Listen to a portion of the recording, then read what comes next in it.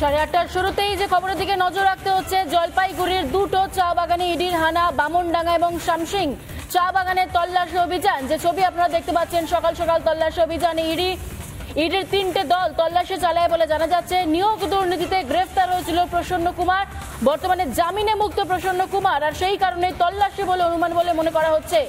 বামনডাঙ্গা এবং শামসিং চা বাগানের দায়িত্বে ছিলেন এই প্রসন্ন কুমার, সেই কারণেই তল্লাশি অভিযান বলে মনে করা হচ্ছে।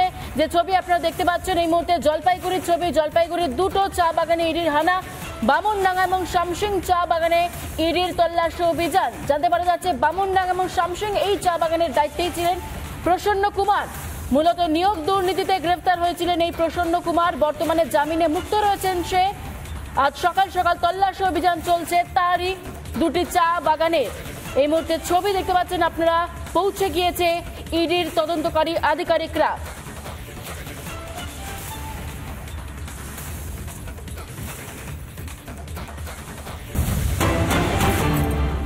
অন্যদিকে মেদিনীপুরে এবার আক্রান্ত হলেন 3 জন, তার কারণ জমি বিবাদ, আর এই জমি বিবাদের জেরেই মারধর।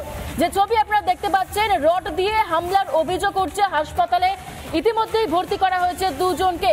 জমি বিবাদের জের টাকা ফেরত চাইতে গিয়ে মার খেয়ে হাসপাতালে ভর্তি হলেন। এই মুহূর্তে সেই ছবি দেখতে পাচ্ছেন, আক্রান্ত হয়েছে 3 জন, রড দিয়ে হামলার অভিযোগ। যে ছবি আপনারা দেখতে পাচ্ছেন পশ্চিম মেদিনীপুরের ছবি, মেদিনীপুরে জমি বিবাদের জেরেই মারধর, হাসপাতালে ভর্তি হয়েছেন এই ঘটনায় 2 জন, রড দিয়ে হামলার অভিযোগ। আক্রান্ত এই ঘটনায় কি জানাচ্ছেন শোনাই আপনাদের। টাকা দেওয়ার কথা ছিল 16 তারিখে, কিন্তু 16 তারিখে টাকা দেয়নি। আমাদেরকে আবার বলেছিল 2-4 দিন পর আমি দিব। তো 2-4 দিন আমরা ওয়েট করেছি, থানায় জানিয়েছি রানাবাবুকে।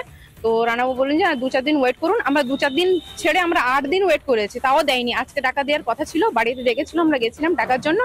আর টাকা না দিয়ে অন্তত আমাদেরকে ঘুরে এরকম মারধর করেছে। আমার বাবা অসুস্থ মানুষ, মুবারক, তার বউ, তার মেয়ে মারধর করেছে, হাজবেন্ডকে, আমাকে, সবাইকে মারধর, এত বড় রোড নিয়ে মেরেছে।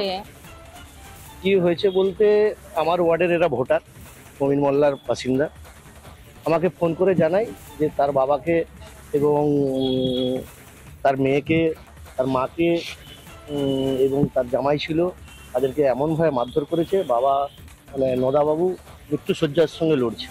আমি সঙ্গে সঙ্গে ছুটে আসি, এসে ব্যাপারটা জানার চেষ্টা করি যে হঠাৎ কি হলো।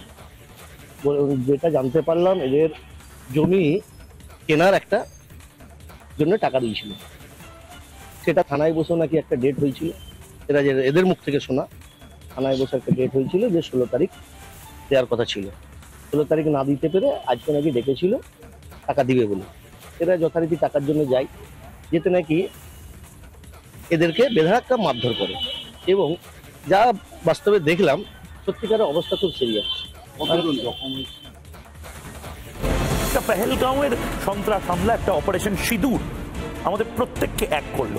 মিনিমাম এফোর্ট দিয়ে ম্যাক্সিমাম গেইন, সেটা আমরা এই যুদ্ধে দেখিয়ে দিয়েছিলাম। এর আগে কোনো সরকারকেই এইভাবে দেশের সেনাবাহিনীর বীরত্বকে আন্ডারমাইন করে ব্যক্তি প্রধানমন্ত্রীর জয় এই নির্লজ্জ প্রচার করে বেড়াতে আমরা দেখিনি। এরা আজকে আমাদেরকে পাঠ্যপুস্তকের মতো পড়াতে চেষ্টা করবে। ঠিক এই জায়গায় রাষ্ট্রবাদ কি?